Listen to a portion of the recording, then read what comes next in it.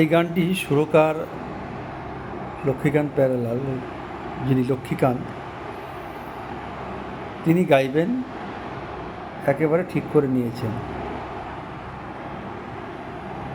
কিন্তু ছবির নির্দেশক সুভাষ ঘাই এবং এই লক্ষ্মীকান্ত প্যারেলালের যে যুগ্ম সঙ্গীত পরিচালক তারা লক্ষ্মীকান্ত এবং প্যারেলাল যিনি, তিনিও চাইছেন যে গানটি, এবং এর সঙ্গে আরও অনেকেই ছবির সঙ্গে যুক্ত যারা অনেকেই চাইছেন যে গানটি যেন কোনো একজন প্রফেশনাল সিঙ্গারকে দিয়ে গাওয়ানো হয়।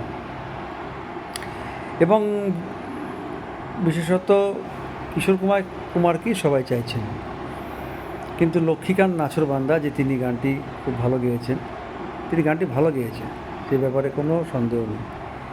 সবাই গানটির প্রশংসাও করেছেন, কিন্তু সবাই চাইছেন যে আরও ভালো, মানে গানটি এমন একটা পর্যায়ে যেন গাওয়া হয় যাকে সর্বোত্তম বলা হয়, আর সেটা কিশোর কুমারের পক্ষেই সম্ভব।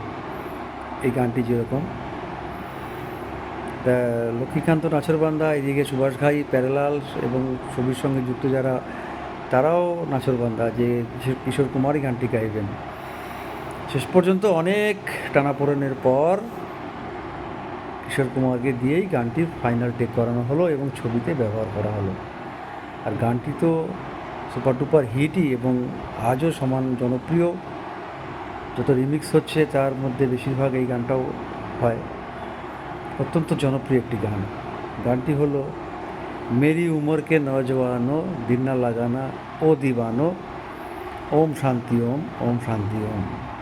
এই গানটি কর্জ ছবির, গীতিকার আনন্দ বক্সী, সুরকার লক্ষ্মীকান্ত প্যারেলাল।